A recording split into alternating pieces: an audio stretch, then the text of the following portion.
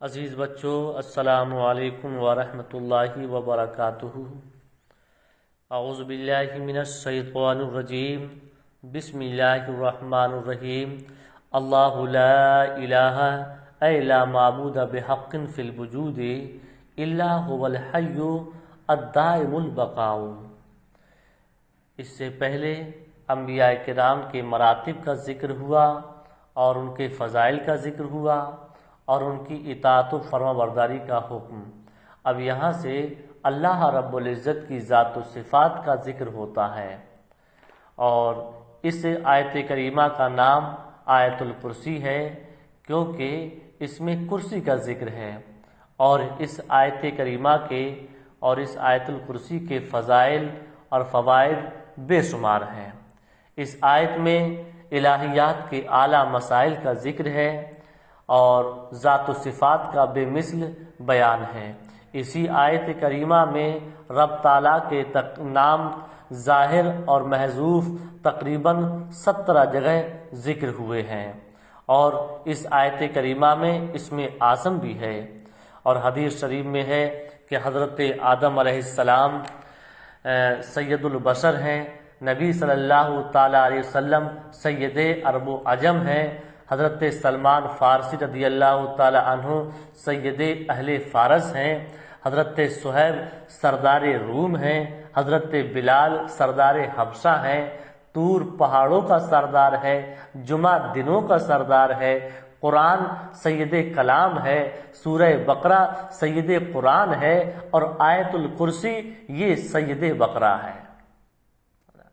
ذکر کی عظمت مذکور کی عظمت سے ہے، مذکور جس قدر اعلیٰ اسی قدر ذکر بھی اشرف ہوا کرتا ہے۔ چونکہ یہ اس آیت کریمہ میں رب تعالیٰ کی ذات و صفات ہی مذکور ہیں، لہٰذا یہ آیت کریمہ دوسری آیتوں سے افضل و اعلیٰ ہے۔ اور یہ خیال رہے کہ سورہ اخلاص تہائی قرآن کا ثواب رکھتی ہے، تو آیت الکرسی اس سے کہیں بڑھ کر ہونی چاہیے۔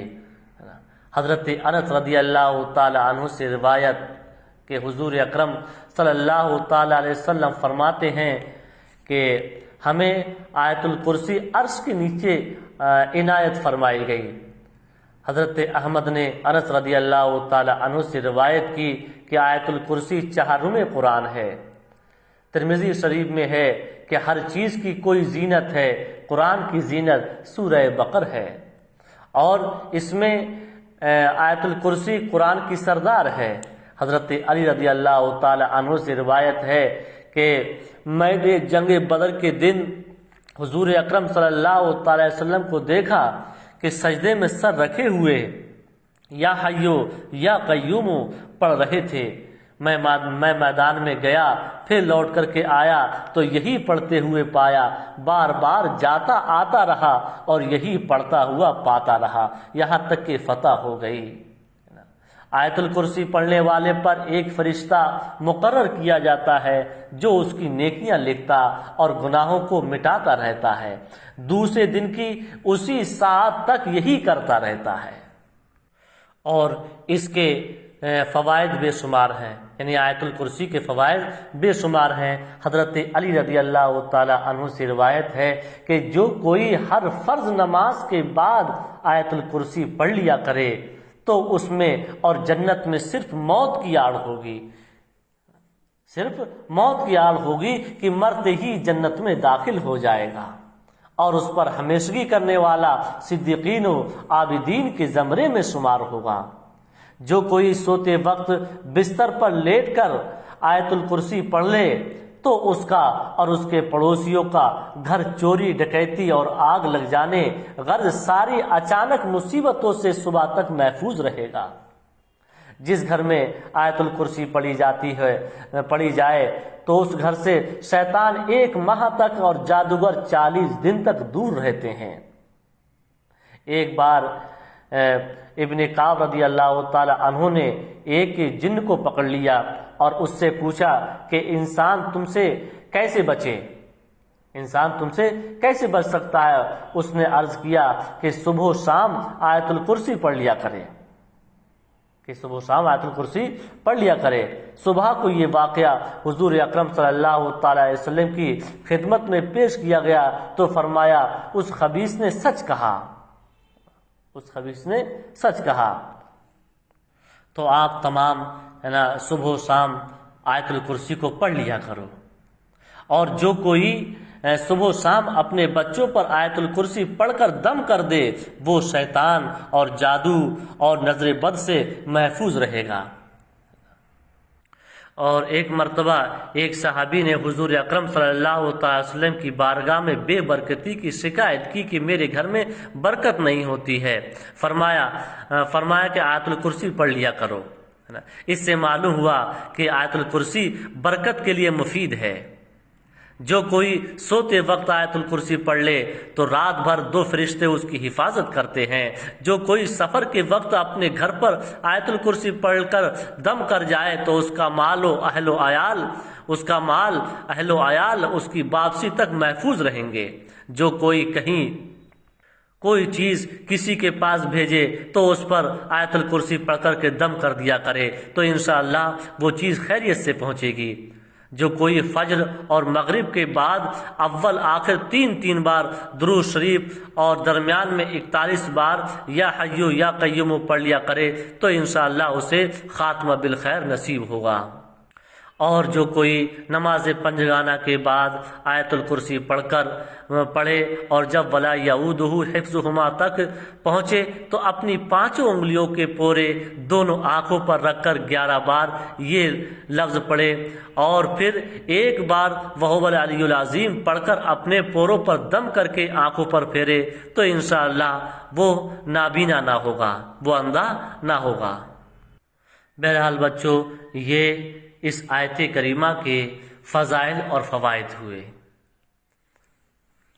اللہ رب العزت یہاں سے فرماتا ہے اللہ لا الہ اے لا معبود بحق فی الوجود، اللہ ہے جس کے سوا کوئی معبود نہیں۔ اللہ لا الہ، اللہ ہے کہ جس کے سوا کوئی معبود نہیں، اے لا معبود بحق فی الوجود، یعنی کوئی معبود حقیقی موجود نہیں۔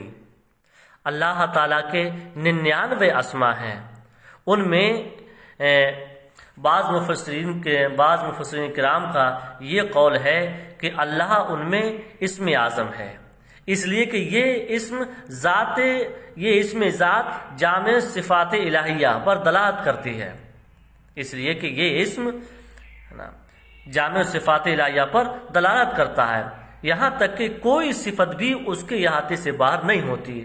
اس کے سوا باقی اسما ہر ایک اپنے انہی معنوں پر دلالت کریں گے جن کے لیے ان کو وضع کیا گیا ہے۔ مثال کے طور پر علیم علم پر، قادر قدیر قدرت پر یا فعل پر وغیرہ وغیرہ۔ اور یہ اسم اللہ تعالیٰ کے ساتھ مخصوص ہے، سوائے اسی کے کسی اور پر اس کا اطلاق نہیں ہوتا، نہ حقیقتاً نہ مجازاً، برخلاف باقی اسما کے کہ ان پر غیر کا بھی اطلاق ہوتا ہے۔ مثلا قادر، علیم اور رحیم جیسے اللہ تعالیٰ کے اسما ہیں، ایسے ہی اس کی مخلوق کے بھی ہیں، یعنی اس کی مخلوق میں بھی بہت سو پر اس کا اطلاق ہوتا ہے اور لوگ علیم رحیم وغیرہ نام رکھتے ہیں۔ اللہ هو الحی، وہ آپ زندہ ہے، الدائم البقاء، ہمیشہ باقی رہنے والا ہے، ہمیشہ باقی رہنے والا ہے۔ تو یہ الدائم البقاء یہ حی کی تعریف ہے، مطلب یہ ہے کہ حی وہ ذات ہے جو از خود زندہ ہو، اپنی حیات میں کسی کا محتاج نہ رہے اور ہمیشہ زندہ رہے، اس پر کبھی موت طاری نہ ہو، اس پر کبھی موت طاری نہ ہو۔ القیوم المبالغ فی القیام بتدبیر خلقہ، سب کو زندہ رکھنے والا ہے، سب کو زندہ رکھنے والا۔ المبالغ فی القیام، کہ اپنے مخلوق کی تدبیر سازی میں مبالغہ فرمانے والا ہے۔ تو قیوم یعنی وہ ذات ہے جو از خود قائم ہو، دوسروں کو قائم کرنے والا ہو اور نظام عالم کی تدبیر فرمانے والا ہو۔ لا تاخذہ سنۃ نعاس ولا نوم لہ، نہ اسے اسے نہ اونگ آئے نہ نیند.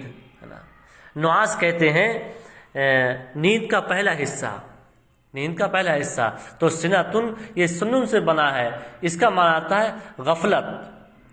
اور اصطلاح میں نیند کے مقدمے کو جس سے اعضاء بے قابو ہو جائیں اور پوری غفلت طاری نہ ہو اسے اونگ کہتے ہیں. اسے کیا کہتے ہیں؟ اونگ کہتے ہیں. یعنی سنتن بنا ہے سنن سے. اس کے معنی غفلت کے آتے ہیں.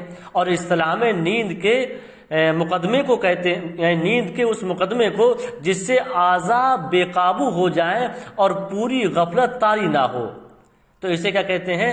اسے اونگ کہتے ہیں. اور پوری غفلت کی نیند کو نوم کہتے ہیں. اور پوری غفلت کی نیند کیا کہتے ہیں؟ نوم کہتے ہیں.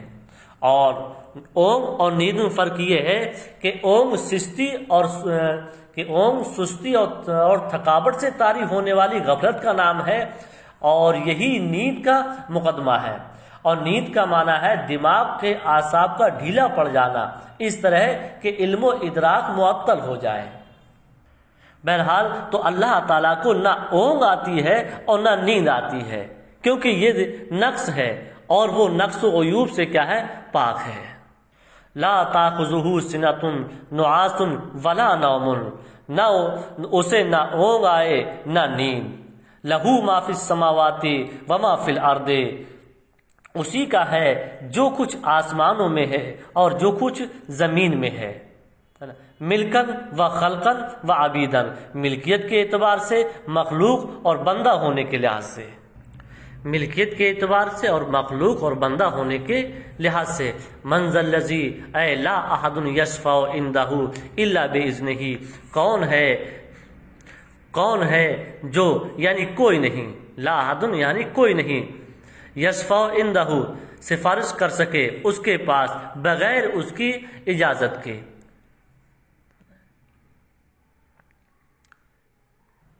لہو فیہا یعنی جب تک اذن شفاعت اس کے لیے اس میں نہ ہو. یعلم ما بین ایدیہم اے الخلق وما خلفہم اے امر الدنیا والآخرت. جانتا ہے جو کچھ ان کے آگے ہے یعنی مخلوق کے وما خلفہم اور جو کچھ ان کے پیچھے ہے وما خلفہم اور جو کچھ ان کے پیچھے ہے. اے امر الدنیا والآخرت یعنی دنیا اور آخرت کا معاملہ. ولا یحیطون بشیء من علمہ اور وہ نہیں گھیر سکتے کسی چیز کو اس کے علم سے. لا یعلمون شیئا من معلوماتہ یعنی اس کی معلومات سے کسی چیز کو جان نہیں سکتے. الا بما شاء ان يعلمهم به منها باخبار الرسل مگر جتنا وہ چاہیں یعنی جس قدر کی تعلیم دینا چاہیں رسولوں کو خبر دے کر کے. وسع کرسیہ السماوات والارض اس کی کرسی میں سمائے ہوئے ہیں آسمان اور زمین. اس کی کرسی میں سمائے ہوئے ہیں آسمان اور زمین. قیلا احاط علمہ بہما. ایک قول کے مطابق مراد یہ ہے کہ اس کے علم نے ان دونوں کا احاطہ کر رکھا ہے کہ اس کے علم نے زمین و آسمان کیا کر رکھا ہے؟ احاطہ کر رکھا ہے. وقیل ملکہ اور ایک قول یہ ہے کہ اس کی حکومت نے احاطہ کر رکھا ہے.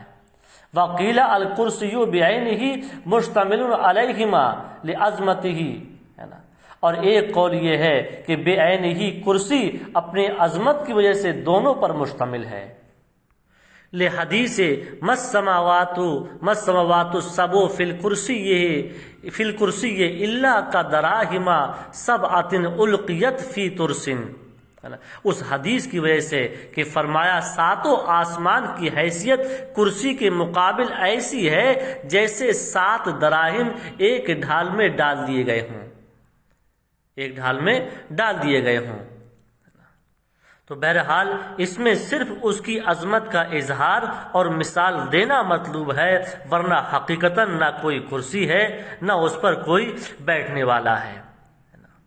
اللہ تعالیٰ نے اپنی مخلوق کے ساتھ اپنی ذات و صفات کی تعریف میں وہ طرز رکھی ہے جو ان کی عادت بادشاہوں اور رؤوسا کے ساتھ ہوتی ہے۔ مثلا کعبہ کو اپنا گھر کہا اور حکم دیا کہ اس کے ارد گرد طواف کریں، جیسے بادشاہوں کے گھروں کا طواف کرتے ہیں۔